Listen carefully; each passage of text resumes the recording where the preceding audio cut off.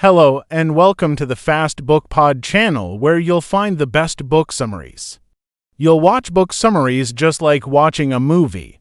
Don't forget to subscribe and like the videos for in-depth reviews of great books. Let's get to the book summaries.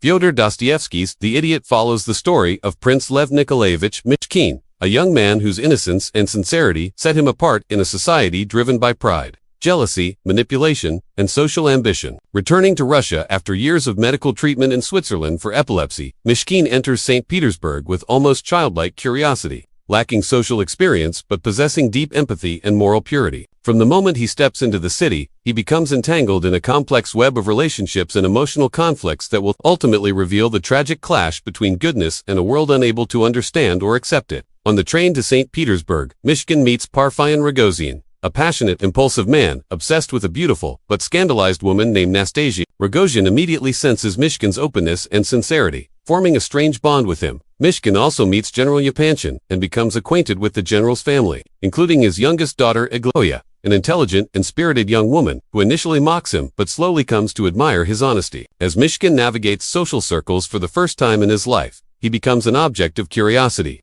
People view him as naive or foolish, mistaking his genuine kindness for stupidity, thus giving the novel its title. But Myshkin's intelligence is subtle. He sees through people's motives, speaks with uncommon honesty, and treats everyone with dignity, regardless of status or reputation. The central conflict of the story revolves around two women, Nastasia Filipovna and Agloya Yapanchin. Nastasia, beautiful and deeply wounded, has been exploited for years by a guardian who both abused and financially manipulated her. Her reputation is tainted, and she believes she is unworthy of love or redemption. Rogozin's obsessive love pulls her toward destruction, while Myshkin's compassion offers her a chance at healing. Myshkin proposes to Nastasia in a moment of deep empathy, wanting to save her from a humiliating marriage auction orchestrated by corrupt suitors. Nastasia initially accepts Myshkin's proposal, but later runs away with Rogozin, torn between her desire for goodness and the belief that she is too damaged to deserve it. Meanwhile, Agloya develops feelings for Myshkin, admiring his moral strength and purity.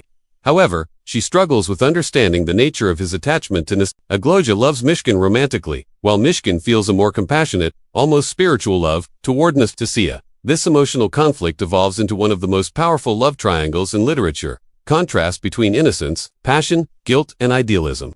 As tensions rise, the rivalry between Myshkin and Rogozin intensifies. Rogozin's obsession darkens into violent jealousy. Despite this, Myshkin continues to reach out to him with forgiveness and kindness, even when Rogozin attempts to stab him. Their relationship becomes a symbolic confrontation between unrestrained emotion and unconditional compassion.